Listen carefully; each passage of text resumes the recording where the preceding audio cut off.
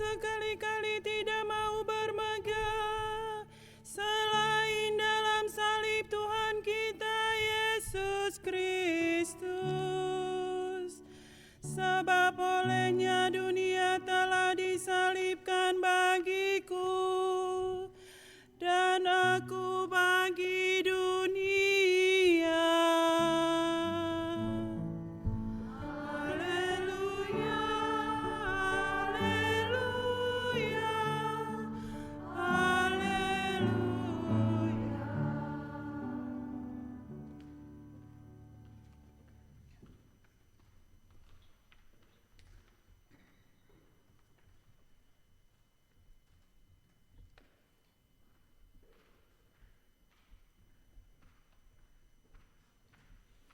Tuhan bersamamu. Inilah Injil suci menurut Markus.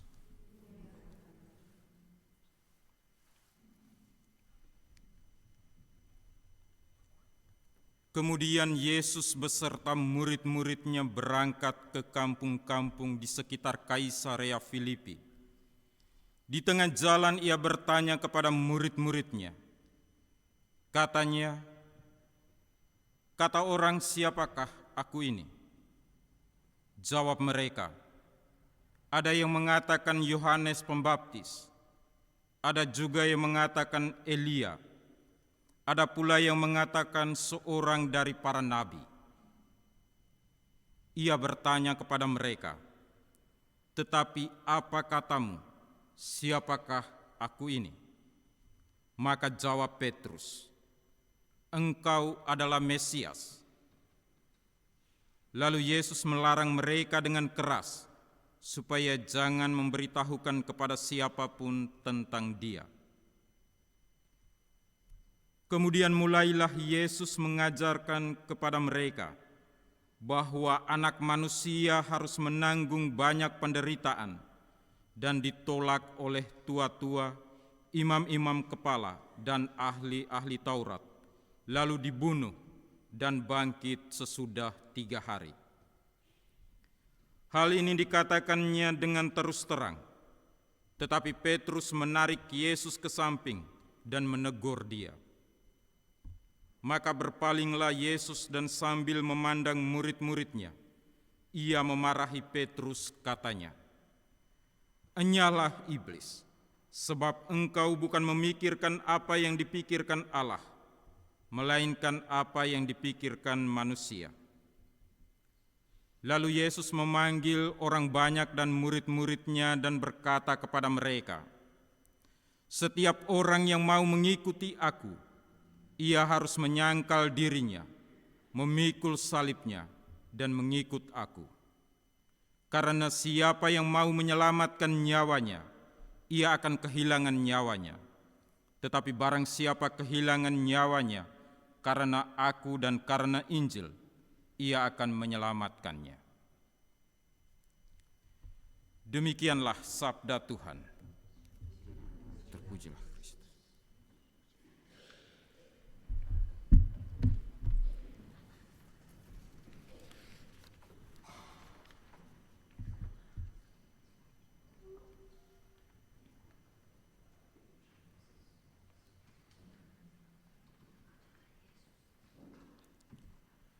Bapak, Ibu, Saudari-saudara yang terkasih,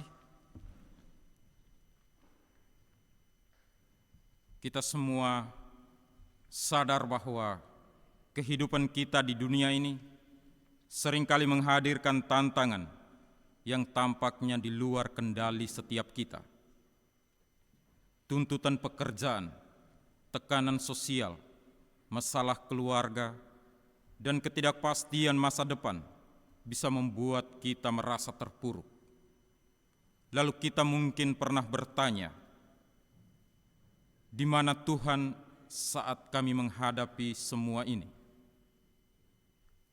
Namun kita diingatkan oleh Yesaya dalam bacaan pertama kita, bahwa penderitaan bukanlah tanda bahwa Tuhan menjauh. Sebaliknya Tuhan hadir di tengah penderitaan kita, memberi kita kekuatan untuk tidak mundur, bahkan ketika dunia seolah menekan kita dari segala arah. Di tengah penderitaan, kita menemukan makna yang lebih dalam, bahwa setiap luka, setiap air mata adalah bagian dari perjalanan kita menuju kesempurnaan iman.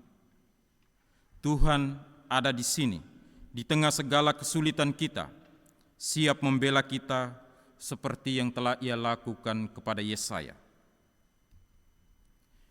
Yakobus dalam suratnya mengingatkan kita semua bahwa iman yang sejati selalu ditunjukkan dalam perbuatan, bukan sekedar kata-kata, melainkan tindakan nyata yang menunjukkan kasih Allah kepada dunia. Kita semua memiliki tantangan dan masalah, dan orang-orang di sekitar kita juga menghadapi tantangan dan memiliki masalah. Kita perlu saling menolong dan saling menguatkan dalam setiap tindakan kita. Saya ingat salah seorang teman Romo SVD yang bertugas di Brasil Utara. Dia menceritakan bahwa di parokinya setelah selesai misa, mereka tidak menggunakan kalimat "misa sudah selesai, mari kita pulang." Tapi mereka memakai kalimat ini, "Misa kecil sudah selesai, mari kita pergi ke misa yang besar."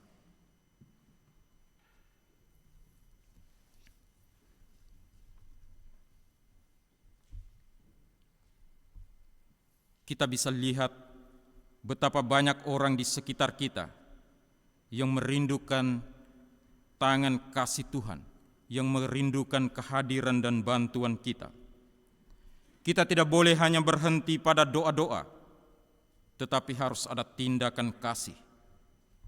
Inilah iman yang hidup, iman yang melangkah keluar dari diri dan menyalakan cahaya kasih di dunia.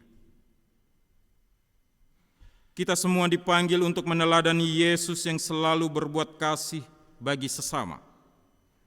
Bagi banyak orang, Yesus mungkin hanya seorang tokoh historis, seorang guru moral, atau bahkan hanya nama yang disebut dalam setiap doa. Namun Yesus menantang kita untuk melihat lebih dalam. Apakah kita siap menerimanya bukan hanya sebagai Sang Mesias, tetapi juga sebagai Sang Penuntun yang memanggil kita untuk memikul salib kita. Yesus tidak menawarkan jalan yang mudah. Dia berkata, "Barang siapa mau mengikuti aku, ia harus menyangkal dirinya dan memikul salibnya." Kata-kata ini sering terdengar menakutkan, apalagi di zaman di mana kenyamanan menjadi tujuan hidup banyak orang. Di tengah budaya yang sering mengagungkan pencapaian pribadi, kekayaan, popularitas, jabatan, Yesus menantang kita untuk bertanya, apakah kita siap untuk hidup bukan hanya demi diri kita sendiri, tetapi demi Tuhan dan sesama? Apakah kita bersedia menanggung kesulitan, penderitaan, bahkan penolakan demi mengikuti jalan Kristus? Memikul salib berarti hidup dalam kasih yang berani mengampuni ketika disakiti, berani mencintai ketika tidak diterima, berani melayani meskipun itu tidak membawa keuntungan pribadi. Inilah panggilan kita sebagai murid-murid Kristus di dunia yang terkadang penuh dengan kegelapan. Kristus memanggil kita untuk menjadi terang, meskipun jalannya sulit. Namun di akhir jalan itu, kita dapat menemukan kehidupan yang sejati, kehidupan yang kekal.